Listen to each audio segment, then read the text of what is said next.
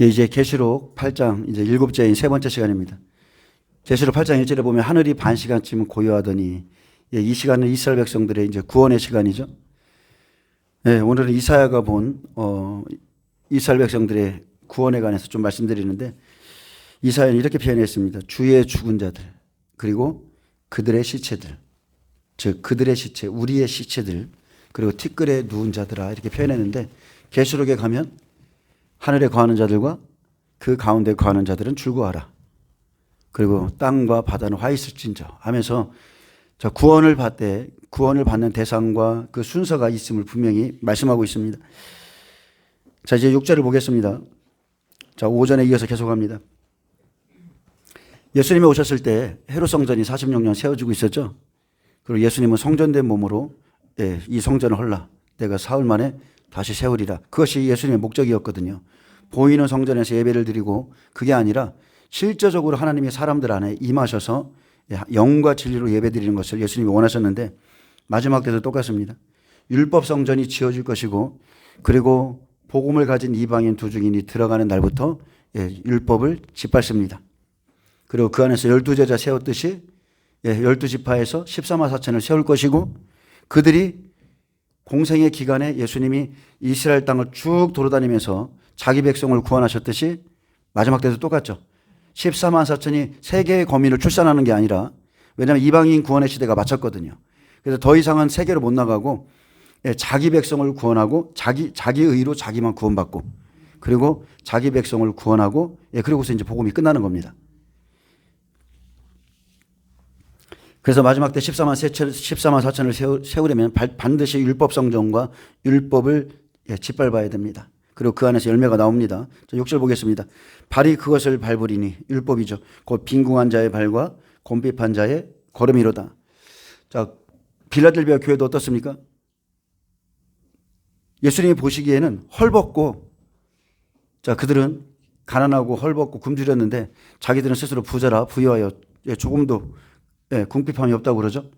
예, 그런 것처럼 이스라엘 백성도, 예, 그런 상태에 있으면서, 예, 빈궁한데도 자기가 빈궁한 걸 모르고, 곰핍한데도 곰핍한 걸 몰라요.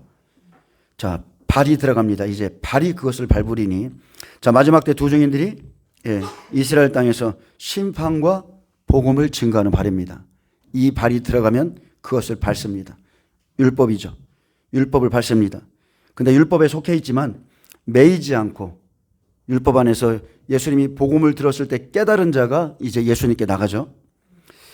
계시록 12장 1절에 하늘에 큰 이적이 있으니 해를 옷 입은 한 여자가 있는데, 해를 옷 입은 한 여자는 두 증인입니다. 그 발 아래는 달이 있고, 예, 다른 율법이죠. 그 머리에는 12별의 관을 썼더라. 예, 지금 똑같은 상황을 말하는 거예요. 예, 곧 빈궁한 자의 발과 곰핍한 자의 걸음이로다. 자, 율법을 고집함으로 영이 공고하고 곰핍한 자를 말합니다. 예수님 오셨는데 율법에 여전히 매어 있어서 빈궁하죠. 히브리어로 아니는, 자, 심적으로 환경적으로 풀이 죽은 상태를 말합니다. 자, 괴롭힘을 받은 비천한 가난한 상태를 빈궁하다 표현하는데, 자, 복음이 왔는데 율법을 고집함으로 영이 곰핍하고, 예, 공고한 자들을 그 발이 밟습니다. 곰핍하다는 것은 히브리어 달, 예, 매달려 있는 상태. 간신히 그냥 매달려 있어요. 허약한, 가난한, 가냘픈, 야인, 약한 자를 의미하죠. 자, 곰핍한 자들. 근데 복음을 받아들이면 어때요? 강한 자가 되죠. 세례 요한도 하늘에서는 작은 자라고 그랬어요. 자, 복음을 통해 하나님의 영이 머물러야 되는데, 자, 이 사람들은 끝까지 율법의 영에 매여 빈궁하고 곰핍한 자들입니다. 자, 어떻게 말합니까? 이 사람들은 그래도 우리의 전통을 지켜야지. 그래도 우리는 율법에 있어야지. 율법을 지켜야지. 이것은 교회의 모습과도 똑같습니다. 진리가 아니기에 이제 떠나야 되는데 고집하는 사람들이 있어요. 시대가 바뀌었는데 구원의 방법이 지금 다른 길로 인해서 오고 있는데, 여전히 사람의 말이나 영에 매인 사람들, 어떤 전통이나 습관에 매인 사람들이 있습니다. 그것을 떠나면, 그런 것들을 떠나면, 그런 가르침을 떠나면 죽는 것 같이 생각하고, 잘못된 가르침을 혹시나 깨달을지라도, 예, 그 사람들은 떠날 수 없습니다. 왜 그래요? 이미 묶여 있어요. 사람의 영에 묶여 있고 율법의 영에 묶여 있고, 즉 사탄의 영에 묶여있기 때문에 그냥 떠나면 뭔가 잘못될 것 같은 불안함이 오죠. 여러분 사이비 교주의 말은 영일까요 아닐까요? 100% 영이죠. 신천지 이만희의 말은 영입니다. 거짓의 영. 우리가 가지고 있는 정도 마찬가지죠. 정 때문에 안 돼. 그래도 여러분 정도 마찬가지예요. 영에 묶이면 빠져나오기 힘듭니다. 근데 주님이 그것을 밟을 때 우리 안에 있는 거짓된 것을 다 밟을 때는 여러분 빠져나오셔야 돼요. 자, 7절에 의인의 길은 정직함이요 정직하신 주께서 의인의 척경을 평탄하게 하시도다. 자, 의인의 길은 정직합니다. 의인의 길은 정직해요. 근데 이 정직은 사람이 판단하는 게 아니라 하나님이 보실 때에 정말로 의인의 길은 정직합니다. 왜 그렇습니까? 하나님이 정직하시기 때문에. 그래서 두 증인이 참된 하나님의 복음을 증거하러 왔습니다. 참된 하나님의 복음. 그래서 생명으로 가는 두 증인의 입에서 나오는 모든 말, 두 증인의 입에서 나오는 모든 말은 거짓이 없는 정직한 말이죠. 예수님처럼 무교병의 말, 섞이지 않는 누룩 이런 거 섞이지 않는 그냥 무교병의 말을 하나님께 받아서 그냥 전해주는 거예요. 그래서 의인의 길, 의인의 말씀이 정직하기에 정직하신 하나님께서 그를 끝까지 지켜주시죠. 자, 정직하신 주께서 의인의 척경을, 자, 의인들을 지름길로 가게 인도합니다. 자, 주께서 말씀하신 대로 가도록 성령께서 이끌어 가시죠. 그래서 의인들은 좁은 길로, 말씀의 길로 가게 하십니다. 자, 평탄케 하시다. 곱게 하신다는 것은 항상 지켜주시고 가르쳐 주신다는 의미입니다. 하나님은 의인과 함께 합니다. 마태복음 6장 33절에 그의 나라와 의를 구하는 자, 그 중심과 심지가 견고한 자. 마지막 때 두 증인이 정직한 복음을 전하고 그 복음을 받아들이는 자의 길은 척경이라는 거예요. 왜요? 그도 의인이거든요. 하나님께서 전하신 그 복음을 받아들이는 자의 길은 척경입니다. 의인의 길은 자, 그때부터 좁은 길이지만 그것은 좁은 길이죠. 의인의 길은 좁아요. 무교병의 말씀을 받으면 정말로 좁은 길입니다. 근데 그 길은 곧습니다. 꼬불꼬불한 길로 가지 않고 곧바로 가게 하시죠. 예수를 믿는데 막 꼬불꼬불하고 우리 하나님 그렇게 안 하세요. 하나님의 말씀을 그대로 받아들이고 그대로 믿고 가는 사람들에게는 우리에게는 광야가 허락되지만 꼬불꼬불한 길, 정탐꾼에게 가나안 땅을 보이시고 그들이 그 땅을 악평함으로 40년 동안 돌리는 것은 그들이 의인이 아니기 때문에 그렇거든요. 그런데 그 길을 여호수아와 갈렙 같은 사람들이 받아들였다면 열흘 15일이면 바로 들어가요. 그렇게 하는 겁니다. 그래서 말씀이 딱 떨어졌을 때 성령이 깨닫게 하셔서 알아들으면 그때부터 그 사람의 길은 척경입니다. 시므온 어떻습니까? 시므온 성령이 그 위에 계시는데 네가 죽기 전에는 주를 볼 거라고 그랬죠.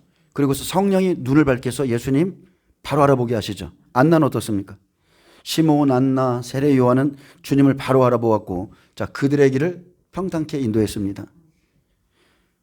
준비한 그대로 찾아가는 겁니다. 준비한 그대로. 자기가 준비한 거 있죠? 예수님 오시기 전에 준비한 거. 세례 요한의 그 사명, 시므온과 안나에게 미리 성령이 계시하신 것들 준비는 했는데 주님이 오시면 딱 어떤 말씀이 들려지면 그대로 가게 하는 거예요. 그래서 성령을 통해서 자, 예수님을 바로 알아보게 하셨고 그때부터는 어떤 험난한 길일지라도 주님만을 증거하고 따라가게 했습니다.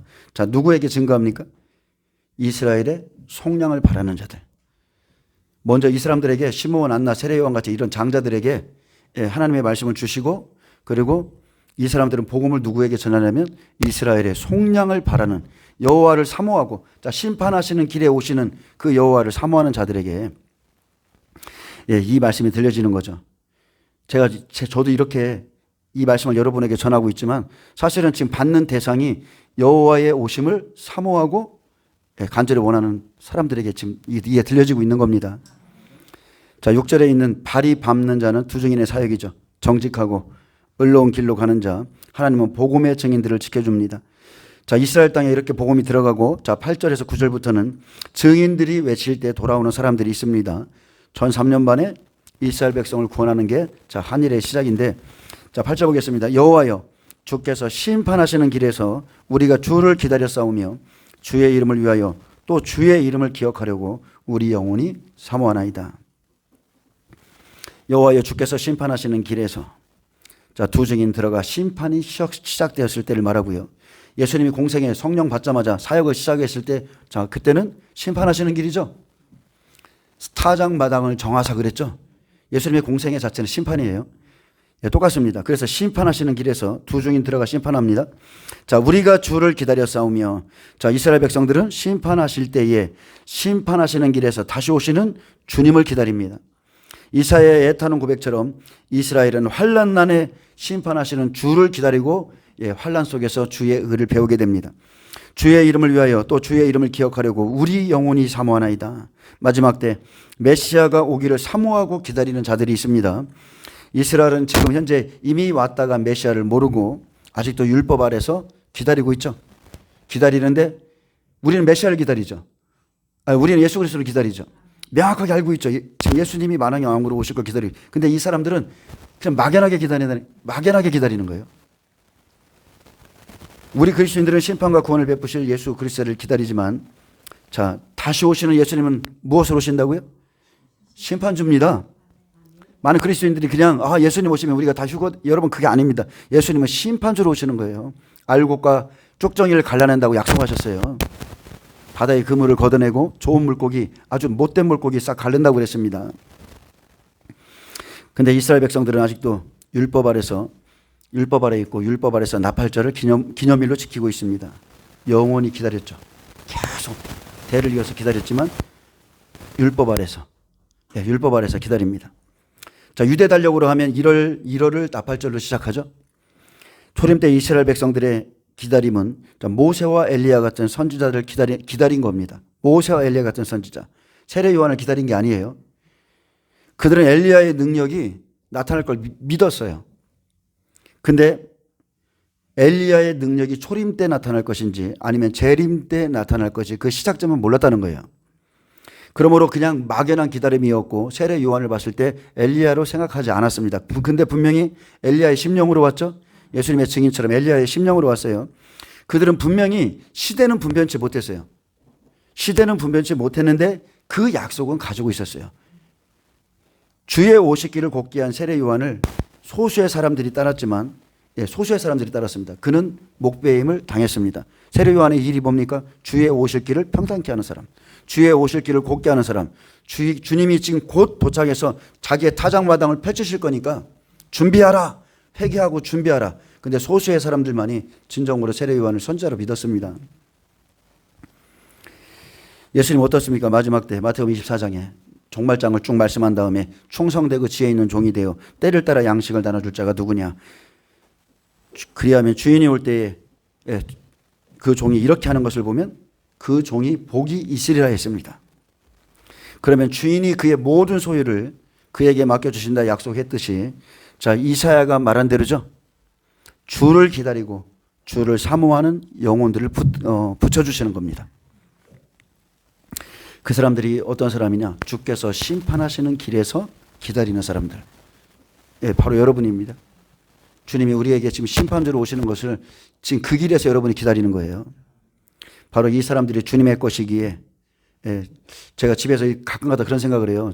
가끔 가다가 지금 저희 교회 안에 있는 분들, 특히나 제 설교를 듣고 있는 분들이 저는 여러분을 매일 보니까 근데 한 사람 한 사람을 이렇게 얼굴을 떠오르면 한 영혼이 그렇게 귀할 수가 없어요. 왜냐하면 지금 심판하시는 그 길에서 여러분이 이 일을 하고 있거든요. 주님이 저한테 붙여주신 분들이거든. 그래서 교회 안에 있는 이걸 깨닫고 나니까 한 영혼이 더 귀하고 분명히 주님이 말씀했어요. 내게 주시는 자 중에서 내게 하나도 잃어버리지 않는 게 아버지의 뜻이라고 그랬어요. 예수님도 쫓아내지 않는다고 그랬어요. 여러분 말씀에 끝까지 붙어서 승리하시길 축복합니다. 자, 우리가 구약에 보면 왕정시대 선지자들이 왕정시대에 있을 일들을 통해서 마지막 때를 예언하고 있는 것을 알아야 됩니다. 성경은 이중 예언이 있고 삼중 예언이 있어요. 자, 이사야가 본 것은 왕정시대의 일이 아닙니다. 이것은 지금 제가 여러분에게 전하고 있는 것은 마지막 한일의 때의 일입니다. 자, 열왕기상을 보면 자, 왕 같은 제사장들이 준비되죠. 준비되는 시대예요. 그리고 열왕기하는 왕의 사역. 이런 종도 있고 이런 종도 있고 이런 종도 있어요. 그들이 그래서 그때에 그런 시대에 여러분 다윗을 한번 생각해 보세요. 다윗과 같은 사람이 있어요. 다윗의 삶은 특별하죠. 다윗의 중심은 그 시대 그들과 달랐다는 겁니다. 똑같은 시대를 살아요. 똑같이 교회를 다녀요. 근데 완전히 중심이 틀려요. 시편 42장 1, 2절에 보면 하나님이여 사슴의 시냇물을 갈급한 같이 사슴의 시냇물을 찾기에 갈급한 같이 내 영혼이 주를 찾기에 갈급하니이다. 내 영혼이 하나님 곧 살아계시는 하나님을 갈망하오니 내가 어느 때에 나가서 하나님을 배울까. 사람들이 종일 내게 하는 말이 내 하나님이 어디 있느냐 하오니 내 눈물이 죄로 내 음식이 되었도다. 자, 똑같은 말씀을 듣습니다. 똑같이 교회 다녀요. 똑같은 시대를 삽니다. 근데 다윗과 같이 갈급한 심령으로 주님을 기다리고 사모하는 사람들이 있습니다. 하나님께서 심판주로서 속히 임하기를 고대하는 것은 을로운 심판 속에서 하나님의 영광이 온 땅에 충만히 드러나기를 간절히 기다린다는 것과 똑같습니다. 하나님의 임하시는 날 그분의 영광이 충만하게 나타나죠. 그래서 기다린다는 것은요, 기다리는 대상에 대한 지극한 열망의 표출이고 동시에 기다리는 자의 철저한 겸비심의 고백이기에 이런 기다림은 그리스도인들의 너무나 당연한 거예요. 그리스도인들의 전형적인 삶의 방식입니다. 근데 이 시대는 참 희한하죠.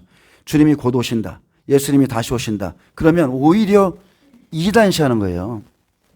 이미 인류는 6,000년 역사로 마친다고 성경에 기록해놨는데 구약 4,000년, 신약 지금 2,000년이 지났어요. 그런데 주님을 기다리는 것, 신랑을 기다리는 것이 너무나 당연한 일인데, 저희 교회 같은 교회를 이상하게 생각하는 거예요. 그래, 하나님은 그 중심을 아십니다. 그 사람들의 중심. 자, 9절에 밤에 내 영혼이 주를 사모하였은즉 내 중심이 주를 간절히 구하오리니 이는 주께서 땅에서 심판하시는 때에 세계의 거민이 의를 배움이니이다. 자, 성경에서 밤은 복음을 듣기 전까지, 특히나 여기서는 복음을 듣기 전까지 영적으로 어두울 때를 말합니다. 어두운 죄악 속, 죄악이 차고 넘칠 때. 그래서 이제 주께서 심판하시겠구나. 더 이상은 하나님이 관영할 수 없겠구나 할 때예요. 그래서 내 영혼이 이러한 때에 내 영혼이 주를 사모하였사온즉 그들은 자세히는 못 깨달았어요. 제대로는 못 깨달았는데 구원의 날에 주님이 건져내는 것 그 하나를 믿고서 끊임없이 간절히 구했습니다. 하나님을 사모하면서 중심으로부터 주님을 찾고 간절히 구하죠. 주님, 내 영혼이 주님을 사모합니다. 주님이 아니면 도대체 이 세상에서 우리를 건져낼 자가 없습니다. 이는 주께서 땅에서 심판하시는 때에 세계의 거민이 의를 배움이니이다. 심판하시는 때에 율법에 매여 있는 자들이 환란에 들어감으로, 자, 심판이 시작되므로 회개운동이 일어나고 이스라엘 백성이 돌아오죠. 14만 4천이 돌아옵니다. 여기서 세계의 거민은, 자, 세계는 히브리어 테벨입니다. 사람이 거주하는 땅을 의미하는 거예요. 자, 우리는 세계라고 하면 전 세계인가 보다 이렇게 생각하잖아요.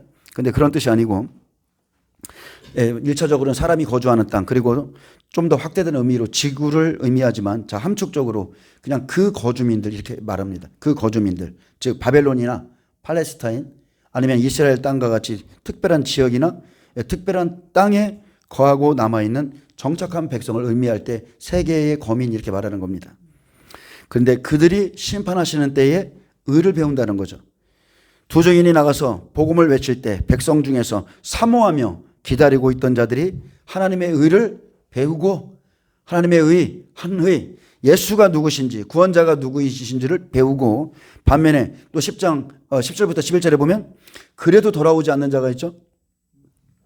끝까지 복음을 받지 않아서 심판받는 자들이 있습니다. 하나님은 악인들이 돌이켜 살기를 원하시지만 악인들은 여전히 율법을 고집하고 끝까지 예수를 부인하기에 버림받습니다. 그래서 여러분, 예수님을 믿는 것이 얼마나 큰 복인지를 아셔야 돼요. 믿어집니까? 하나님께서 이끌지 아니하시면, 내게로 이끌지 않으면 아무도 올 수 없다고 그랬어요. 제가 예수님을 믿고 사는 것 자체가 그것도 신비해 죽겠는데 이 자리에 서 있는 건 더 신비한 거예요. 오죽 했으면 제 여동생 친구가 야 니네 오빠가 목회자가 된 거 보니까 하나님 살아계신가 보다. 네? 자 10절 보겠습니다. 악인은 은총을 입을지라도 의를 배우지 아니하며 정직한 땅에서 불의를 행하고 여호와의 위엄을 돌아보지 아니하는도다. 자 여기서 중요한 것은 악인은 은총을 입어도 의를 배우지 아니한다 했습니다. 악인은 구원받을 수 있는 은혜를 주셔도 복음을 받지 않아요. 그를 책망해주고 그를 깨닫게 해주고 그가 살 수 있는 방법을 제시해줘도 그 사람들은 받지 않습니다. 왜요? 자기들의 의가 있기 때문에. 그래서 내 방법, 내가 이제까지 하나님을 이렇게 섬겼기 때문에 그래서 자기의 의를 세우고 하나님의 선하신 뜻을 받지 않는 자가 하나님은 악인이라고 보는 겁니다. 이 사람들은 구원의 초청을 거부하죠. 근데 가장 중요한 것은 다른 게 아닙니다. 악인은 다른 게 아니고요. 복음을 믿지 않는 게 가장 큰 죄라고 그랬어요. 예수님을 영접하지 않는 죄, 즉 그분이 하신 말씀을 믿지 않는 게 바로 악인이죠. 하나님의 뜻을 깨닫고 이제 돌이켜야 되는데 자기 뜻대로 가는 자가 악인인 겁니다. 우리 교회 시대로 한번 말해볼까요? 첫사랑을 잃어버린 에베소 교회. 만약에 에베소 교회가 자 그렇게 하나님께서 권고해 주셨는데 돌이키지 않으면 악인이에요, 아니에요? 열심히 일한다니까요. 봉사하고 구제하고 교회 안에서 엄청난 일을 하는데 첫사랑은 다 잃어버렸어요. 하나님에 대한 경외가 없다니까요. 사랑을 잃어버렸다니까요. 그러면 악인이죠. 사탄의 지배를 받고 있는 버가모, 사탄의 권자가 있는 두아디라, 돌이키지 않으면 악인이죠. 악인이라니까요. 우리 교회가 다 그냥 우리가 예수 믿으면 다 착한 줄 알아. 아니에요. 그런 교회들은 악인들이고 사대교회도 마찬가지입니다. 사대교회 살았다 하나 죽은 자 교회죠. 흰옷을 수많은 사람들이 있는데 흰옷을 입은 사람이 하나님이 몇 사람만 있다는 거예요. 그래서 돌이켜서 이기지 아니하면 흰옷을 못 입습니다. 그 옷을 더럽혔기 때문에. 그래서 돌이키지 않으면 악인이에요. 지금 구원의 초청 복음을 전해줘도 돌이키지 않는 자가 악인들이고요. 악인들의 특징이 뭐냐? 그 사람들은 듣는 것만 좋아합니다. 깨닫는 것만 좋아해요. 악인들은 아는 것만 좋아하지 하나님의 의를 배우지 않는 자들이기에 하나님께서 그들에게 심판의 과정을 준비하는 겁니다. 끝까지 돌이키지 않아? 믿는다고 말하지만 입술로는 하나님을 사랑한다고 고백하지만 마음으로는 아니에요. 입술로만 고백하는 겁니다. 그래서 악인들은 은총을 입어도 좋게 해주어도 도무지 의를 배우지 않습니다. 그러므로 하나님께서 악인을 악인답게 다루는 게 바로 심판입니다. 자, 여기서 보면 정직한 땅에서 그랬죠? 자, 정직한 땅. 원래 이스라엘 땅은 마지막 때 애국과 같고 소돔과 같다고 그랬어요. 근데 왜 정직한 땅이냐? 증인들이 전하고 있거든요. 증인들이 복음을 전하는 땅이기 때문에 척경을 평탄케 하는 땅에서 자, 불의를 행하고 자, 의를 쫓아가지 않고 여호와의 위엄을 돌아보지 않습니다. 그렇기 때문에 11절에 여호와여 주의 손이 높이 들릴지라도 그들이 보지 아니하오나 백성을 위하시는 주의 열성을 보면 부끄러워할 것이라 불이 주의 대적들을 살리리이다. 자, 주의 손이 높이 들릴지라도 자, 마지막 한일에 구원의 손이 이스라엘 땅에 높이 들리죠. 복음이 들어갑니다. 하나님의 그 구원이 두 증인을 통해서 지금 높이 들리는 거예요. 하나님은 시대마다 손을 높이 드셨습니다. 여러분 하나님의 손을 발견하시길 축복합니다. 메시아가 오기 전에 구약시대에 족장시대부터 시작해가지고 하나님이 얼마나 많은 사람들을 사용했습니까? 사사시대 때마다 그들이 범죄하고 이제 아주 그들을 진멸해서 다 죽게 생기면 사사를 세우셔서 그들 다시 구원해 주셨죠. 그게 하나님의 손이에요. 선지자 시대에도 구원의 손을 높이 드셨고 예수님이 오셨을 때 어떻습니까? 예수님이 오셔서 산에 올라 가르쳐 이르시되 입을 열어 가르쳐 이르시되 구원의 손을 드셨죠. 구원의 손은 막 때리고 이런 게 아니에요. 하나님의 음성을 듣는 거예요. 갈보리 십자가에서 죽기까지 자기 백성을 위해서 두 손을 든 게 우리 하나님이세요. 그 열성을 생각하면 우리가 가만히 있겠습니까? 하나님의 그 열성, 그 일하심을 볼 줄 알아야 돼요. 하나님이 나의 구원을 위해서 이렇게까지 일하셨구나. 예전에 제가 사도행전 설교하면서 그 얘기를 했죠. 간수. 옥에 있는 간수에 대해서 얘기했죠. 그 간수가 복음을 받기까지 어떻게 했어요? 바울이라는 사람이 귀신을 쫓아내가지고 그 일로 말미암아 왜 귀신 쫓아냈다고 감옥에 가가지고서 거기서 막 하나님을 찬양하고 노래하니까 천사가 옥문을 팍 그냥 아주 땅이 진동해서 그래서 이제 사람들이 다 도망갈 때 그죠 막 나가고 막 그렇게 해야 되는데 그냥 그 자리에 있었어요. 근데 간수가 그 동안에는 자기가 매일마도 죄인들만 찍어보니까 자기는 죄인인 줄 몰랐는데 이제 내가 이 사람들이 여기 옥문이 깨지고 나가서 이제 나는 죽게 생겼네. 자기가 죄인임을 깨닫는 거죠. 그때 바울의 음성이 들려지는 겁니다. 주 예수를 믿으라. 그러면 너와 내 집이 구원을 받으리라. 그때서야 들려지는 거예요. 자기가 죄인임을 죽게 되었을 때 들려집니다. 그리고 은혜 시대 때 어떻습니까? 사도행전 2장에 성령이 오셨어요. 성령이 오셔서 그곳에 있었던 제자들의 손을 드신 거예요. 그들이 방언하고 입을 열어서 주의 복음 너희가 죽인 그 예수가 하나님이 살리셨다. 회개하라. 너희가 몰라서 그렇다. 그러면서 막 하나님이 손을 드셨어요. 근데 그렇게 손을 드셔도 언제나 두 부류의 사람들이 있다는 겁니다. 누군가는 그 말을 듣고 구원을 얻고 그래도 누군가는 주께서 구원을 위해서 드신 손과 주의 열성을 보지 않습니다. 오히려 조롱하거나 비난합니다. 야, 술에 취했네. 그 메시지를 드려야 되는데 쟤들이 좀 이상해. 술에 취한 것 같아. 주목해야 될 건 메시지예요. 메시지. 그들이 성령에 취해서 지금 무슨 메시지를 내는지 지금도 마찬가지입니다. 지금도 높이 들린 주의 손이 강대상에 있어요. 주의 열성을 보지 않을지라도 그들은 심판하시는 때에 스스로 부끄러워할 것이고 그리고 하나님의 불이 그들을 살을 것이라고 약속했습니다. 자, 그들이 보지 아니하오나. 자, 이들이 악인들이죠. 아무리 주님이 열성을 내도 이 사람들은 안 봅니다. 관심이 없어요. 일부러 안 봐요. 아무리 부르고 소리를 외치고 주의 책망 받지 않습니다. 그래서 심판의 때에 하나님도 똑같이 대우해 주시는 거죠.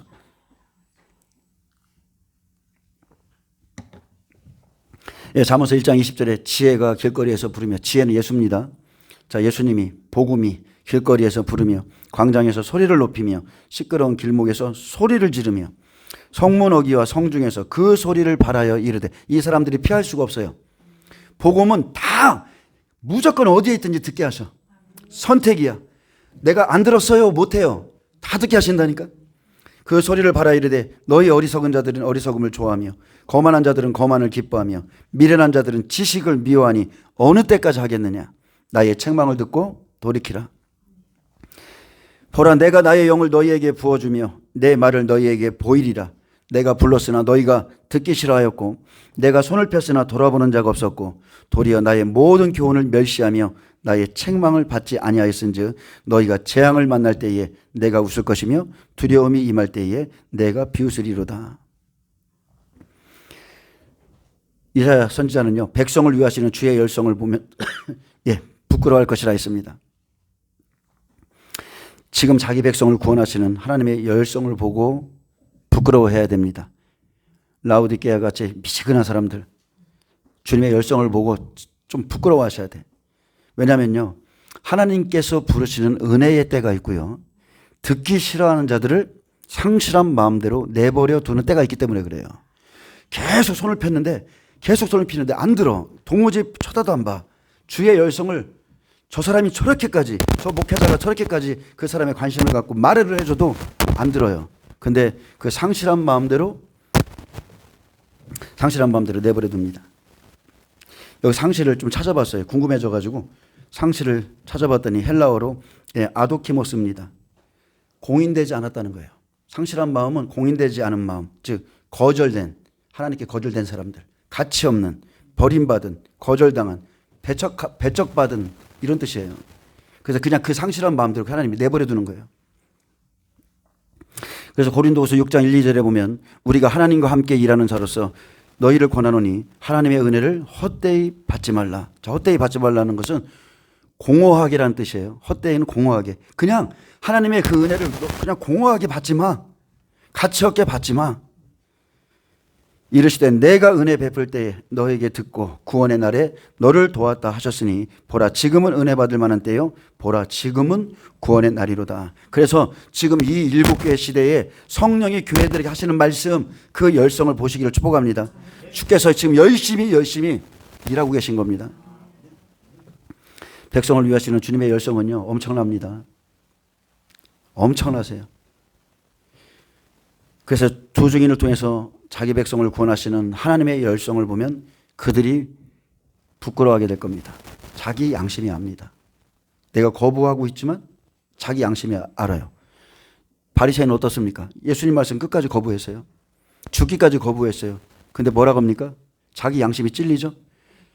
저 사람이 사흘 후에 살아난다고 그랬으니까 지키게 하소서. 자기 양심이 알아요. 부끄러운 양심은 하여튼간에 이 찝찝해서 못 살아. 이게 하나님을 볼 낯이 없어요. 자기 어쨌든 자기가 죄악이 뒤늦게라도 깨달아지면 아리마세 요셉이나 그죠? 니고데모 같이 찾아가서 이제는 아주 결단을 내야 되는데 살아난다는 말이 도대체 두려운 거예요. 왜? 자기들이 하나님 말씀을 거역했거든. 혹시나 이 사람이 살아나서 이 사람이 진짜 하나님의 아들이면 어떡하지? 우리가 십자가에서 내려와라. 그러면 믿어줄게. 네가 하나님의 아들이면 믿어줄게라고 했는데 그래서 율법을 그렇게 고집하고 끝까지 가다가 마지막에 심판받죠. 우리 시대는 대접재앙에 들어갑니다. 그래서 불이 주의 대적들을 살리리이다. 주의 구원의 손을 보지 아니한 사람들, 두 증인의 사역을 가로막고 그의 말을 듣지 않았던 그 악인들에게 마지막에는 불이 나와 사릅니다. 성경은 분명히 불이 대적들을 살릴 것이라고 했습니다. 초림의 율법을 고집하다가 주 70년 멸망한 것처럼 이들은 대접재앙으로 넘어가서 영원히 심판받습니다. 마지막 때 구원의 손길이 있어도 악인들은 받아들이지 않지만 그런데도 열심히 외치는 것을 보고는 부끄러워합니다. 믿지는 않으면서 부끄러워해요. 끝까지 돌아오지 않는 자들 심판받습니다. 이것은 영원한 심판입니다. 그래서 8, 9절에서 심판의 날을 사모하고 하나님의 의를 갈망하던 자들이 증인들의 말을 듣고 돌아오는데, 자 12절은 돌아온 의인들의 고백이죠. 여호와여, 주께서 우리를 위하여 평강을 베푸시오리니 주께서 우리의 모든 일도 우리를 위하여 이루심이니이다. 아멘. 이 모든 일을 누구를 위해서요? 우리를 위해서. 주께서 우리를 위하여 평강을 베푸시리오니 말씀을 듣는 우리 14만 4천 이스라엘 백성을 위하여 평강을 주십니다. 주께서 우리의 모든 일도 우리를 위하여 이루심입니다. 하나님의 일을 받아들이는 사람들이죠. 하나님의 일을 받아들인 사람들. 이스라엘 백성에게 전적으로 구원의 일을 이루십니다. 그래서 복음을 주신 일은 깨달아요. 아, 이것이 우리를 위한 일이었구나. 자기들을 위한 일이었음을 믿고 받아들입니다. 그러면 13절에 여호와 우리 하나님이여 주 외에 다른 주들이 우리를 관할하여 싸우니 이렇게 고백하죠. 이것을 지나간 시대 우리가 주만 의지하고 주의 이름을 부르리이다. 자, 여기에 보면, 자, 추석에 찾아보면 대부분 다 이방 나라들의 압제다. 세상의 주권자들, 그 압제에서 그들이 우리를 관할했다. 이렇게 나오는데 마지막 때는 그렇게 보면 안 되고요. 자, 주 외에 다른 주들이 그랬죠. 우리 주님 외에 다른 주들이 있습니까? 없어요. 다른 신이 없어요. 근데 여호와는 우리 하나님이라고 말하는 사람들, 여호와는 우리 하나님이야. 근데 복음을 듣고 받아들이고 돌아온 자들은 자, 율법의 주관자들이 이스라엘을 관할했다고 고백하는 거예요. 좀 이해되시나요? 율법의 주관자들, 그게 다른 주죠. 하나님이 아니라니까요. 여호와 하나님을 이름을 부르는데 내 아버지께서 말씀하신 대로 행하지 아니하면, 그죠? 내 아버지, 예수님이 믿는 아버지는 그렇게 안 하셨거든. 그런데 이 사람들은 여호와의 이름을 부르지만 다른 신, 다른 주를 믿고 있었다는 거예요. 이 사람들이 이스라엘을 관할했습니다. 여러분 생각해 보세요. 바리새인, 서기관, 종교 지도자들이 이스라엘을 관할했다니까요. 그들은 마지막 때도 똑같습니다. 이제 삼성전 세워지고 대표적으로 누가 세워집니까? 여전히 그 사람들이에요. 그 사람들이 세워져서 이스라엘을 관할합니다. 여전히 예수를 배척하고. 그래서 이방 나라들의 압제나 세상의 주권자들보다 실상은 율법을 버리지 않는 자들이 이스라엘을 주관했습니다. 지금 대한민국도 마찬가지죠. 모든 교회도 마찬가지입니다. 초림에도 거짓 선지자들은 예수님 오셨을 때 복음을 받아들이지 않았습니다. 어떤 복음이요? 온전한 복음. 그들은 다른 주, 다른 복음, 다른 영을 따랐고 마태복음 23장에서 예수님은 너희 아비는 마귀라고 그랬습니다. 너희는 실상 마귀의 자녀다. 너희가 여호와 하나님을 부르고 있고 너희가 아브라함의 자손이라고 스스로 믿고 따르고 있고 우리는 종이 된 적이 없다고 말하지만 아브라함은 내게 이렇게 하지 않았다. 너희 믿음의 조상은 이렇게 하지 않았어. 거짓 선지자는 사람들이 생각합니다. 이 시대에 사람들이 그래요. 거짓 선지자들은 무슨 특별한 사람인 줄 알아. 거짓 선지자들이 뿔났어. 이리의 옷을 막 입고 와. 금방 알아볼 거야. 안 그렇습니다. 거짓 선지자들은 우리 주위에 널렸어요. 거짓 선지자들은 특별한 사람들이 아니라 진리를 대적하는 사람들이에요. 진리를 대적했던 바리새인, 서기관, 율법학자, 종교 지도자들, 이 사람들이 마지막에 다 심판받습니다. 이들이 여호와의 이름을 부르면서 다른 주를 섬겼고 다른 주를 가지고 관할했죠. 이 백성들을. 그래서 율법은 그림자인데 율법 아래에 있으니 마지막 때까지 율법을 주관하는 자들이 우리를 주관하고 있었다고 고백합니다. 자, 우리가 주만 의뢰하고 주의 이름을 부르리이다. 증인들의 복음을 듣고 이제는 여호와 하나님이 바로 예수 그리스도께서 주관자이심을 믿죠. 여러분, 하나님의 이름을 똑같이 부른다고 그 사람들이 똑같은 믿음 가진 게 아니죠. 틀려도 이렇게 틀릴 수가 없어요. 똑같이 예수의 이름을 부르는데 어떻게 신앙이 이렇게까지 틀리지? 저희 교회에 오셔서도 마찬가지죠. 앉자마자 우리가 방언으로 기도한다는 것 때문에 나가버리잖아요. 틀린 거예요. 어느 정도까지 어떻게 믿고 있는지, 어떻게 예수님을 생각하고 그분이 정말 이거는요, 어떻게 말로 표현할 수가 없어요. 자, 13절에서 주만 의지하고 주의 이름을 부르고 돌아온 자들이 의인입니다. 그래서 14절에 다시 이제 말씀하죠. 돌아온 자들이 의인이다. 우리도 마찬가지입니다. 지금 마지막 시대입니다. 지금 이제 종말 시대. 계시록이 열어졌어요. 그래서 지금은 다른 게 없어요. 거짓을 버리고 올바른 복음으로 돌아온 자가 하나님 보시기에 의인이에요. 은혜 시대의 말씀 내려놓고 예수님이 구원자인 건 너무나 당연한 거예요. 그 구원, 예수님이 구원자야. 그냥 그 어린아이 같은 그 신앙 이제 버리고 알곡과 가라지를 추수할 때 가을이 왔기 때문에 지금은 올바른 복음으로 돌아와서 준비하는 자가 하나님 보시기에 의인인 겁니다. 자, 14절 봅니다. 그들은 죽었은즉 다시 살지 못하겠고 사망하였은즉 일어나지 못할 것이니 이는 주께서 벌하여 그들을 멸하사 그들의 모든 기억을 없이 하셨습니다. 자, 멸절했다고 그랬습니다. 자, 그들은 죽었은즉 이스라엘을 주관하던 율법이 죽었습니다. 율법을 주관하는 자들은 이미 율법 안에서 죽었어요. 다시 살지 못하겠고 사망하였은즉 일어나지 못할 것이니. 자, 율법 아래에 있는 자는 누구든지 사망입니다. 율법 안에서 사망한 자는 일어나지 못합니다. 마지막 때 율법 안에서 사망한 자 일어나지 못해요. 율법을 끝까지 쫓아가는 자 율법으로 다시 살지 못합니다. 절대로 일어나지 못합니다. 로마서 3장 21절은 율법으로 죄를 깨달아야 되는데 끝내 지켜서 의롭게 되려 하던 자들이 하나님의 하나이신 예수께 가지 아니함으로 구원을 받을 수 없는 것과 똑같습니다. 자, 이는 주께서 벌하여 그들을 멸하사. 자, 주 70년 지나간 시대고 그들에게 모든 기억을 없이 하셨음이니이다. 자, 주 70년에 이미 멸하셨어요. 율법을 멸했습니다. 바벨론에서 귀환한 자들 같이. 자, 12절 이 시대에 돌아온 자들의 고백. 율법을 끝까지 쫓아가다가 두 증인이 복음을 전하니. 자, 복음이 들어가는 그 순간부터 율법은 사망이죠. 다른 데 장가 가도 돼요. 내 남편, 그죠? 로마서 7장의 고백처럼 자, 복음이 들어온 순간부터 율법은 무조건 사망입니다. 복음이 전해지면 하나님이 그 말씀하시면 율법은 다시 일어서지 못합니다. 그 길로 천국에 들어갈 수 없어요. 마지막 때는 복음을 전해보면 말씀을 아는 자들이 깨닫고 따라오는 겁니다. 말씀이 없으면 절대 못 따라와요. 15절에 여호와여 주께서 이 나라를 더 크게 하셨고 이 나라를 더 크게 하셨나이다. 스스로 영광을 얻으시고 이 땅의 모든 경계를 확장하셨나이다. 자, 여호와여 주께서 이 나라를 더 크게 하셨다 했습니다. 마지막 일곱째 인에서 돌아온 이스라엘 백성에게 복음으로 더 크게 하셨죠. 세례 요한을 통해서 복음과 율법의 차이를 말해줬잖아요. 천국에서는 가장 작은 죄라도 세례 요한보다 크다고 그랬어요. 여러분, 율법은 종이에요. 복음은 아들입니다. 그래서 더 크게 하는 거예요. 장자들 보좌로 가는 14만 4천이 나오기 때문에 그렇습니다. 자, 스스로 영광을 얻으시고 이 땅의 모든 경계를 확장하셨나이다. 그래서 율법의 길과 복음의 길로 자, 지계표를 정하시죠. 돌아온 이스라엘 백성 이제 복음의 나라로 확장합니다. 16절 18절은 마지막 때 두 증인이 전하는 복음을 듣고 돌아온 자들의 이제 전체적인 요약인데, 여호와여 그들이 환난 중에 주를 앙모하여 싸우며 주의 징벌이 그들에게 임할 때에 그들이 간절히 주께 기도하였나이다.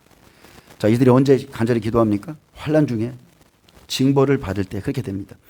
자, 그들이 환난 중에 주를 앙모하여 싸우며, 자, 환난 중 심판 때 복음을 받고 회개한 이스라엘 백성들이 일심으로 회개함으로 주를 앙모합니다. 또 주의 징벌이 그들에게 임할 때에 그들이 간절히 주께 기도하였나이다. 자, 심판의 날 이스라엘 백성들을 구원한다고 약속했죠.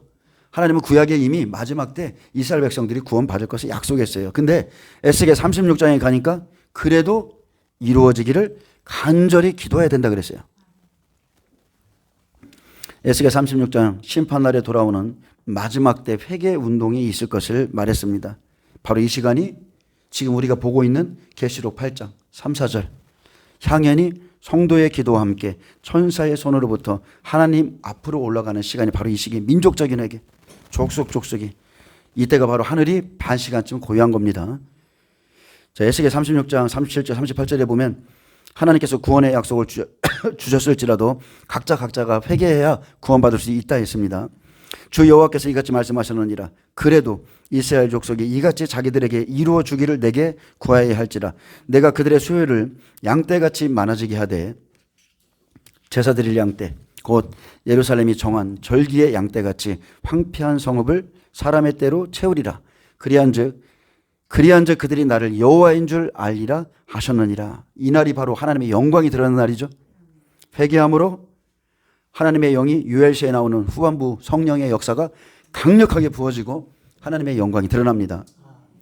회개하고 나면 어떻습니까? 사람이 양떼가 똑같은 양떼인가요? 아니죠. 회개하고 나면 제사 드릴 양떼가 되는 거예요. 정결한 양떼 같은 사람들이 나오는데 14만 4천이 대표적인 사람들입니다. 자, 우리는 복음을 받습니다. 회개하고 주 예수를 믿으라 그러죠. 주 예수를 믿으라 그래요. 주 예수를 믿으라. 자, 믿는 것은 각자의 목이죠. 주 예수를 믿으라. 그리하면 구원을 받으리라. 각자의 목이에요. 그래서 구원의 약속 안에 들어왔다면, 자, 구원의 약속. 예수를 믿는다는 것은 입으로만 신하는 게 아니고 주 예수를 믿는 것은 그분의 모든 말씀을 믿는 거예요. 그래서 구원의 약속 안에 들어왔다면 말씀하신 대로 믿는 삶을 살아야 됩니다. 그리하면 구원을 얻으리라. 이게 되는 거예요. 그리하면 구원을 얻으리라. 주 예수를 믿는다는 것은 그분은 태초부터 계신 말씀이에요. 공생애 내내 하나님이 주신 말씀을 증거하느라고 순교하신 거예요. 그래서 그리하면 구원을 얻으리라. 믿음에 따른 삶까지를 요구하시죠. 그리하면 구원받습니다. 마지막 때 예수님을 시인하고 고백까지 하는 거가, 거기까지 보시는 겁니다. 시인하고 고백, 해산하는 거죠. 내 안에 계신 예수를 시인하고 고백하는 거. 야고보서 2장 26절은 말합니다. 영혼 없는 몸이 죽은 것 같이 행함이 없는 믿음은 죽은 것이니라. 행함이 없으면, 아무리 들어도 행함이 없으면 그는 죽은 자입니다. 야고보서 1장 22절 너희는 말씀을 행하는 자가 되고 듣기만 하여 자신을 속이는 자가 되지 말라. 자, 17절 봅니다. 이사야 26장 17절 여호와여 잉태한 여인이 산기가 임박하여 상고를 겪으며 부르짖음 같이. 자, 이것은 비유죠. 우리가 주 앞에서 그와 같으니이다. 자, 잉태한 여인 7개월 동안 증인들이 전하는 말씀을 받아들이고 간절히 사모하는 자들이, 자, 복음을 잉태하죠. 복음을 잉태합니다. 자, 이때까지만 해도 남자와 여자 이렇게 비교한다면 여자의 믿음이겠죠. 자, 근데 자, 잉태하고 그 다음에가 상기가 임박하여, 자, 복음을 시인하고 14만 4천을 낳을 때가 되었죠. 전 3년 반이 마칠 때, 그때가 바로 상기가 임박한 시간인데, 상고를 겪으며 부르짖음 같이 우리가 주의 앞에 이러하니이다. 자, 그렇게 고통 중에 있다는 뜻입니다. 상고를 겪으며 부르짖음 같이, 이 사람들은 큰 환난에서 나오는 자들이라고 그랬어요. 예수님을 받아들이는 건 쉽겠지만 쉽지도 않죠. 엄청난 통해와 자복이 있어야 되겠죠. 그러나 그것을 하나님이 정하신 시간까지, 해산하는 시간까지 상고를 겪어야 돼요. 반드시 겪어야 돼요. 이제 상고를 겪으며 부르짖음 같이 우리가 주의 앞에 이러하니이다. 자, 그렇게 고통 중에 있고 마지막 때 예수님을 부인시키려 할 때 야, 너희가 예수를 부인해. 이 우상에게 한번 경배해. 우리 신상에게 경배해. 자, 이러면 살 수 있는데, 자, 그렇게 부인시키고, 야, 짐승에 펴봐도 괜찮아. 라고 했을 때 예수님을 끝까지 시인해야 하는 고통이 따릅니다. 시인하는 고통은 다른 게 아닙니다. 그분의 말씀 때문에 나는 그렇게 못하겠습니다. 나는 못하겠습니다. 그 고통이 따라요. 그래서 마지막 때에 아들을 낳는 것은 시인하고 고백하는 것까지죠. 예수를 믿는 것뿐만이 아니고 이런 사람들 앞에서 이런 시대에 시인하고 고백하는 것까지. 그래서 이 사람들이 바로 계시록 2, 3장에 기록된 이기는 자들, 이기는 그에게는 그 사람들이에요. 거기까지 가야 됩니다. 마지막 때 잉태한 것으로 끝나는 것이 아니라 상고를 겪으며 부르짖듯이 자기 믿음대로 신앙을 고백하고 그리고 하나님 나라에 올라가야 됩니다. 예수를 시인하고 고백하고 보호자로 가기 위해서 부르짖는 고난과 아픔이 반드시 따릅니다. 그날에 사람들이 너희를 잡아주고 너희를 내 이름 때문에 미워하며 그죠? 엄청난 고난이 있어요. 이것은 엄청난 환난. 그래서 이 사람들은 큰 환난에서 나오는 자들이다. 어린 양의 피에 그것을 씻어 희게 했다. 계시록 12장 2절에서 5절에 보면 이 여자가 아이를 베어 해산하게 되며, 지금 이 얘기를 하는 겁니다. 이 여자가 아이를 베어 해산하게 되며 아파서 애를 쓰며 부르짖더라. 하늘에 또 다른 이적이 보이니 보라, 한 큰 붉은 용이 있어 머리가 7이요 뿔이 10이라. 그 여러 머리에 7 왕관이 있더라. 그 꼬리가 하늘의 별 3분의 1을 끌어다가 땅에 던지더라. 주의 종들이 이런 거 다 겪습니다. 용이 해산하려는 여자 앞에서 그가 해산하면 그 아이를 삼키고자 하더니 여자가 아들을 낳으니 장차 철장으로 만국을 다스릴 남자라. 그 아이를, 자, 여자가 아이를 낳아요.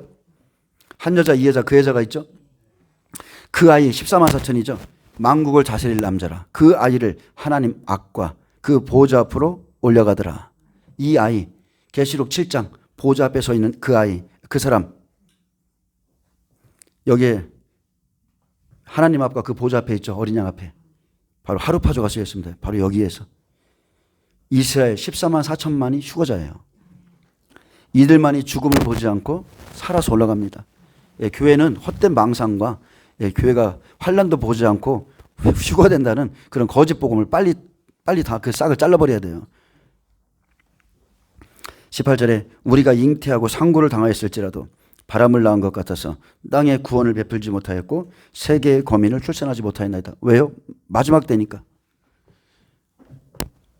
많은 사람들이 땅끝까지 전해지면 예수님 오신다고 그러죠. 그래서 지금 어디가 전해졌고 아직 뭐가 남았고 여러분 그런 신경 쓸 거 없어요. 땅끝은 이스라엘이에요. 땅끝은 이스라엘. 이스라엘만 보면 다 알 수 있어요. 유브라데 강, 용납하래. 유브라데 강까지 복음이 들어가면 끝입니다. 창세기 2장에 나오는 유브라데. 거기까지 복음이 흘러가면 끝이에요. 자, 14만 4천이죠. 우리가 잉태하고 상고를 당하였을지라도 나은 것은 뭐예요? 자기만 구원하는 겁니다. 자기 공의로 자기만 구원한다. 이방인은 다 끝났어요. 그래서 에스겔에게 말했잖아요. 노아, 다니엘, 욥이 거기에 있을지라도 마지막 환난의 때에 자기 공의로 자기만 건지겠고 자녀들은 건지지 못하겠다 그랬어요. 자, 그래서 바람을 낳은 것 같아서 땅에 구원을 베풀지 못하였고, 자, 이스라엘 백성이 마지막 구원입니다. 바로 여기가 땅끝이에요. 여기가 땅끝입니다. 그래서 세계의 거민을 출산하지 못하였나이다. 생산치 못하였나이다. 자, 이게 초림 때의 일이라면 로마를 통해서 엄청난 박해를 받았을지라도 사도행전 시대에는 세계의 거민들을 출산했죠. 세계의 거민들을 여기저기 다니면서 다 구원할 수 있었지만 이미 이때는 이방인 구원사는 끝났습니다. 이방인의 충만한 수는 다 찼어요. 차고 복음이 마지막으로 이스라엘에 들어간 이 시점이기 때문에 마지막 때는 예수님의 복음을 받아서 자기는 구원하지만 세계를 구원하지 못합니다. 마태복음 10장 22절 마지막 장이죠. 종말장이에요. 또 너희가 내 이름으로 말미암아 모든 사람에게 미움을 받을 것이나 끝까지 견디는 자는 구원을 얻으리라. 이 동네에서 너희를 박해하거든 저 동네로 피하라. 내가 진실로 너에게 이르노니 이스라엘의 모든 동네를 다 다니지 못하여서 인자가 오리라. 아멘. 세계의 거민 출산 못해요. 마지막 때 복음이 들어가면 모든 동네를 다 다니지 못하여서 인자가 오리라. 자, 여기까지면 좋겠지만 그 다음 말씀이 더 중요하죠. 이 사람들 상고 겪습니다. 이 사람들이 출산하기 위해서 상고를 겪어요. 누구든지 사람 앞에서 나를 시인하면 나도 하늘에 계신 내 아버지 앞에서 그를 시인할 것이요. 누구든지 사람 앞에서 나를 부인하면 나도 하늘에 계신 내 아버지 앞에서 그를 부인하리라. 여기까지입니다. 이사야 26장 19절 전 3년 반 끝나면, 자 19절부터 20절에는 전 3년 반 끝나면 부활이 있고 예비처로 가는 사건이 나온다고 미리 말하는 겁니다. 자, 예수님 3년 6개월 공생했죠. 자, 죽으셨습니다. 3일 만에 땅이 내놓았죠. 자, 계시록 11장에 보니까 마지막 두 종이도 똑같습니다. 1260일 3년 반 마치면 3일 만에 부활하죠. 그래서 전 3년 반이 마치고 나면, 자 19절에 땅이 죽은 자를 내어놓는 부활의 시간이 옵니다. 놀라운 말씀이죠. 주의 죽은 자들은 살아나고 그들의 시체들은, 자 여기에 보면 그들의, 다른 쪽에서는 우리라고 번역해 놨어요. 자, 살아남은 우리죠. 우리의 시체들은 일어나리이다. 티끌에 누운 자들아 너희는 깨어 노래하라. 주의 이슬은 빛난 이슬이니 땅이 죽은 자들을 내놓으리라.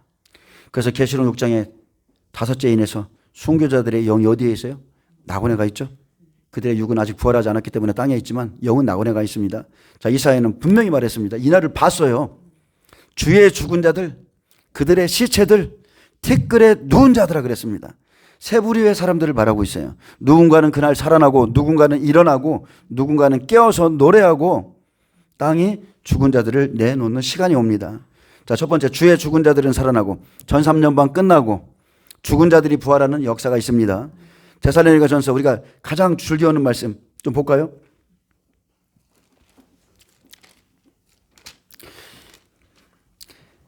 많은 사람들이 환란 전 휴거를 말하면서도 이 구절을 인용하는 것 자체가 내가 너무 어이가 없습니다.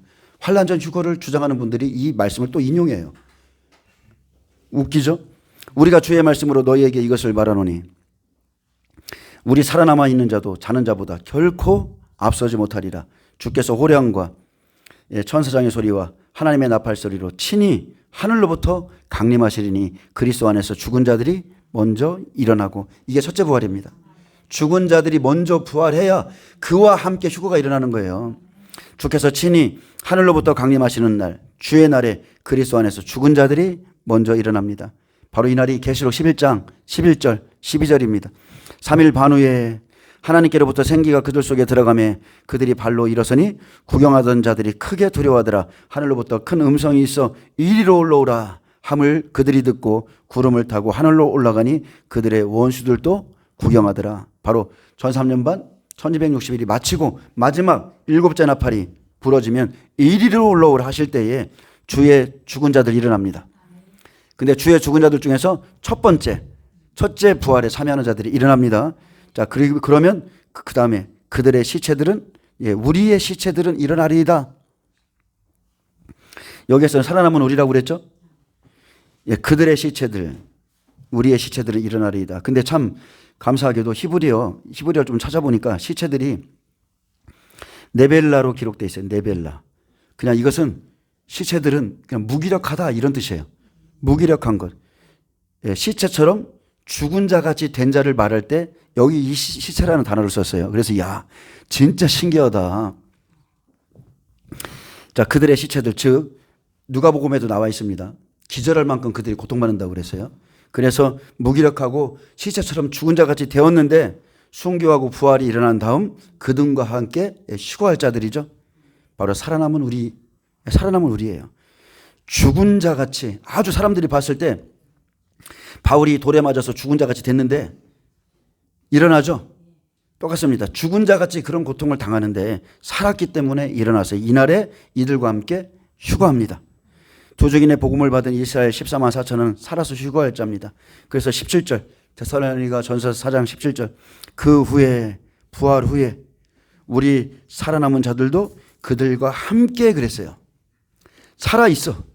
근데 그들과 함께 부활자와 함께 구름 속으로 끌어올려, 똑같죠? 하루파죠? 휴거입니다.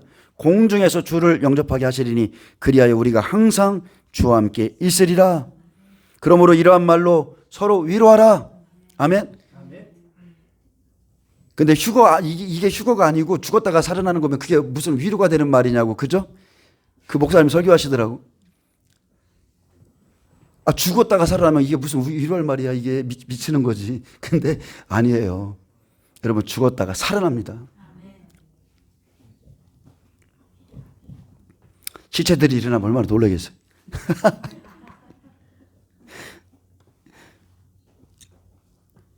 바로 이들이요, 계시록 7장에 하나님의 보호자 앞에 능히 서 있는 사람들이에요.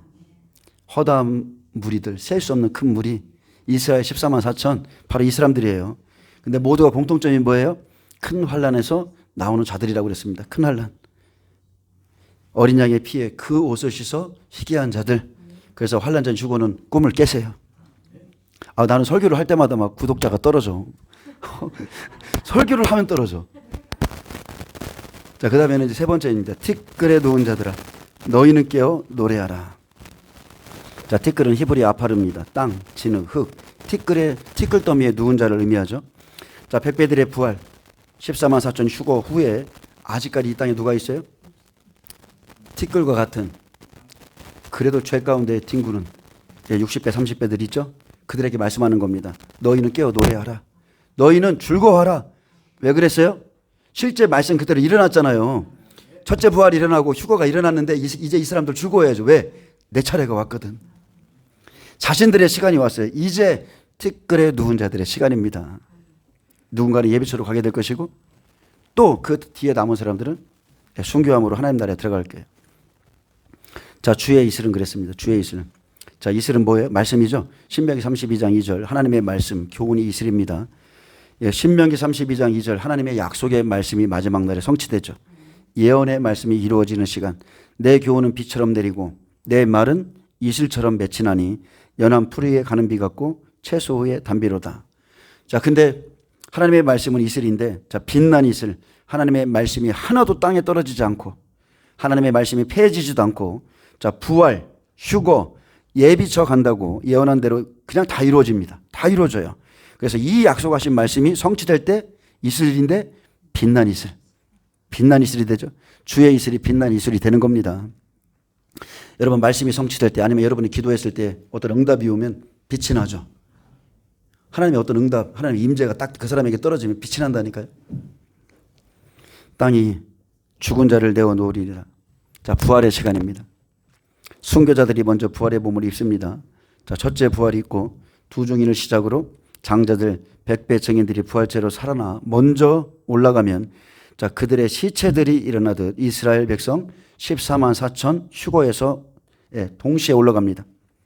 이 일은 후 3년 반 시작점 마지막 7째 나팔 30일 공간에 일어나는 일이죠. 그러면 이제 예비처로 가는 사건이 또 나오죠. 그래서 이사야 26장 20절은 계시록 12장 6절과 똑같습니다. 예비처 가는 시간이에요. 예비처는 60배들이 가는 곳이죠. 밀실, 산, 예비처 똑같은 말입니다. 그래서 오나팔 동안, 자, 무저갱에서 황충들이 풀려나고 그들의 정갈과 쏘는 것 같은 고통을 당하죠. 근데 그것을 이긴 사람들, 이기고 나온 60배들을 소활송에 옮겨놓듯이 예비처로 집어넣습니다. 자, 20절. 내 백성아 갈지어다. 내 밀실에 들어가서 내 문을 닫고 분노가 지나기까지 잠깐 숨을 지어다. 자, 이때가 언제예요? 전 3년만 마치고 부활이 있고 휴거 일어나고, 자, 이제 예비처로 들어가야 되는, 이제 하나님이 진노하셔서 분노를 쏟아내야 되는데 아직 하나님의 백성이 남아 있어요. 그래서 내 밀실에 들어가라. 자, 이 사람들의 대상이 누구냐? 믿음의 100배, 60배, 30배가 있다면 60배예요. 이 사람들을 살아서 천연왕국에 들어가야 돼요. 그래서 양육하기 위해서 하나님이 예비하신 곳이 바로 밀실입니다. 후 3년 반 적그리스도의 권세에서 살아남을 자 없습니다. 그래서 하나님께서 예비하신 장소로서의 예비처로 들어갑니다. 근데 제가 그 생각을 했어요. 분명히 예비처 산 밀실로 표현하는데 유대에 있는 자는 산으로 도망할지어다 그랬잖아요. 근데 분명히 유대에 하나님이 예비하신 예비처가 있습니다. 유대에. 또 한편으로는 그런 생각도 좀 해봤어요. 오늘 아침에 잠깐 그런 생각 들더라고요. 예비처라는 것이 잠깐이지만, 자, 하나님이 예비하신 예비처가 있지만 지금 어떻게 보면 하나님께서 예비했다는 그 말에 좀 이렇게 마음에 감동이 와서 지금 우리가 하나님의 언약의 말씀 때문에 마지막 환란 때를 지금 준비하고 있잖아요. 그 예비처도 잠깐 우리가 숨는 그런 소활성과 같은 장소라고 저는 그렇게 보는 겁니다. 잠깐. 저쪽 이해가 안 되는 얼굴이에요. 지금 오나팔에 전사문전말이 끝나기 전에 오나팔에 60배들부터 환란이잖아요. 근데 이 사람들이 분명히 시험을 첫 번째로 다니엘이 세 친구 같이 시험을 봤는데 거기서 시험 받고 나오면 어디 들어가 있어야 되겠죠. 롯이 소돔성 심판 받으면 산으로 들어가야 되는 게 최종적인 목적지인데 한꺼번에 갈 수 없으니까 잠깐 소활성에 들어가 있죠. 딱 그 시간이에요. 그 시간이 100배가 죽을 때까지예요. 그렇기 때문에 지금 우리가 준비하는 그 장소가 잠깐의 소활성 예비처가 될 수 있다. 이제 그 생각도 좀 해봤다는 거예요. 근데 성경에서는 하나님이 예비하신 곳이라고 그랬습니다. 우리에게 감동을 주셔서 그런 장소를 주셨기 때문에 저 그렇게 생각할 수도 있다는 거예요. 이해되시죠? 왜냐하면 저도 여기서 4일 동안 응답을 받았거든요.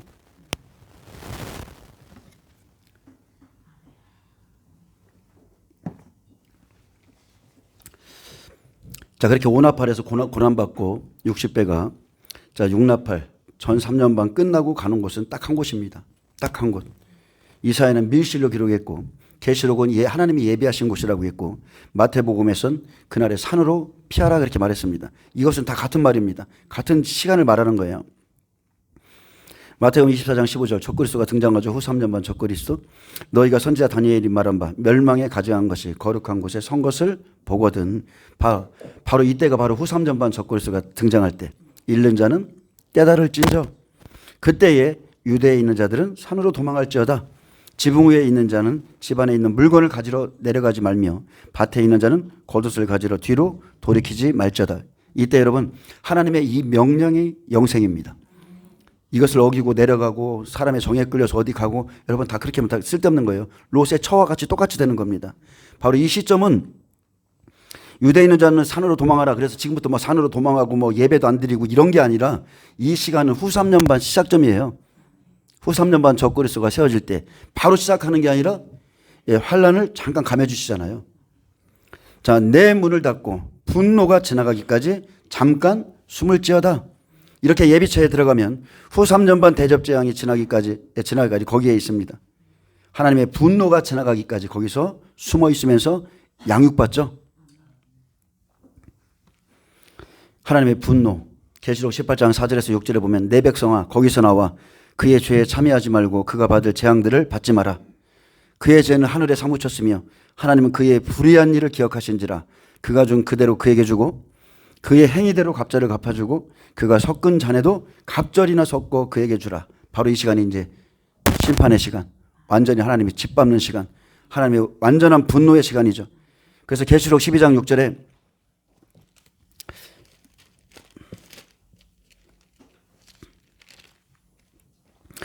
계시록 12장 6절 바로 전에 보면 자 휴거가 일어나죠. 그 아이를 보좌 앞으로 올려가잖아요.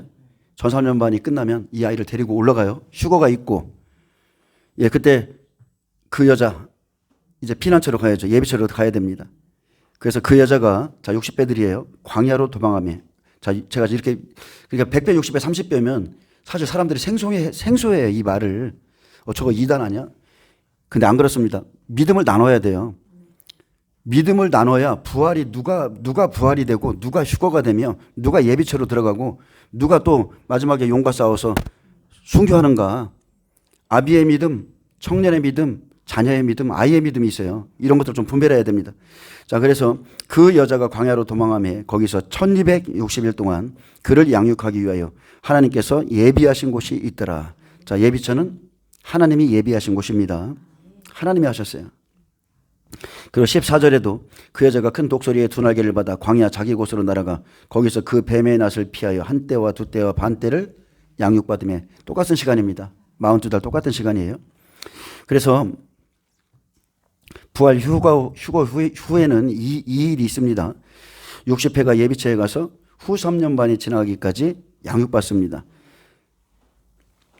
자, 계시록 12장에 보면 한 여자, 이 여자, 그 여자가 나옵니다. 다 여자예요. 자, 한 여자, 해를 옷 입은 한 여자는 이방인 두 증인이죠.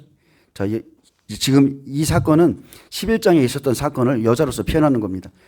자, 이방인 두 증인, 이 여자, 자, 그의 복음을 받은 이스라엘 14만 4천이고 또 그 여자, 이스라엘 60배, 이방 60배고 또 마지막 17절에 나오는 남은 자손 30배들이 있죠. 60배 밀실로 들어가죠. 예비초로 들어갑니다. 그리고 남으면 남아있는 사람은 용과 싸우는 남은 자손들 30배들만 있는데 성경은 이 사람들에 대해서 자세히 기록하진 않았어요.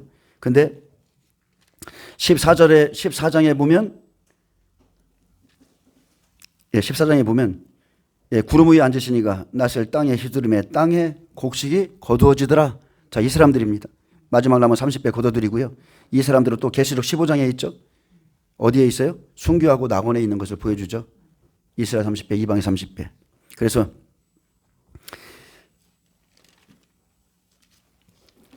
자, 이렇듯이 자, 부활하는 자, 휴거하는 자, 이 사람들은 동급입니다. 그리고 예비처로 가는 사람이 있고 또 30배들이 있는데 그래서 성도들의 인내가 여기 있나니 그들은 하나님의 계명과 예수에 대한 믿음을 지킨 자니라. 또 내가 들으니 하늘에서 큰 음성이 나서 이르되 기록하라. 지금 이후로 주 안에서 죽는 자들은 복이 있도다 하시매 성령이 이르시되 그러하다 그들이 수고를 그치고 쉬리니 이는 그들의 행한 일에 따름이라. 이건 마지막이네. 마지막이고요. 12장에 보여줘. 12장 제가 좀 착각했습니다. 자, 이때가 어떤 시간이냐면 그러므로 하늘과 자, 이미 올라갔어요. 그 가운데 거하는 자들은 즐거워하라. 예비처 같죠? 60배들. 그러나 땅과 바다에는 화 있을진저 마귀가 자기의 때가 얼마 남지 않은 줄 알므로 크게 분내어 너희에게 내려갔습니다. 마지막 전쟁이 있습니다. 자, 이사야 26장 21절. 자, 환란을 감해주는 75일 공간에서 예비처로 가면 이제 후 3년 반의 심판이 있습니다. 환란을 감해주는 시간까지 하나님이 말씀하신 사람들, 알곡들 다 추수하고 나면 후 3년 반에 생명이 있는 자 아무도 없어요. 그래서 보라, 여호와께서 그의 처소에서 나오사 땅의 거민의 죄악을 벌하실 것이라. 땅이 그 위에 잦았던 피를 드러내고 그 살해당한 자를 다시는 덮지 아니하리라.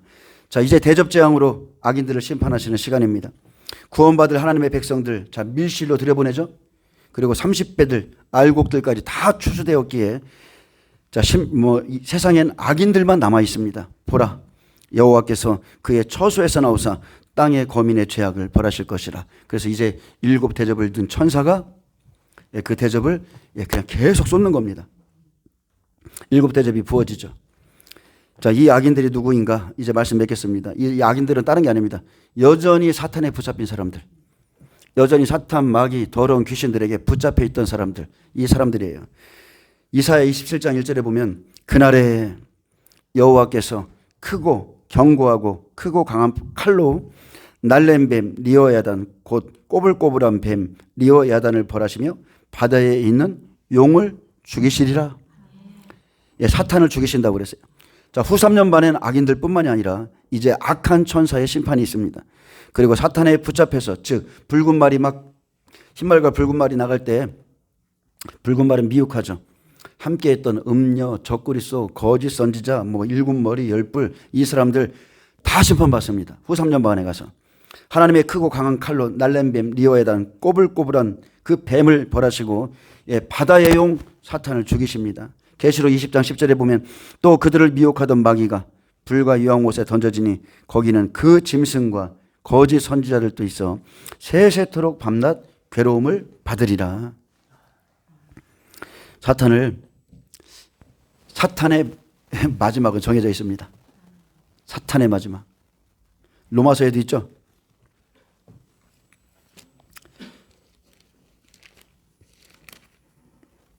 여러분, 사탄을 두려워할 게 아니라 사탄은 밟히는 대상이에요. 예.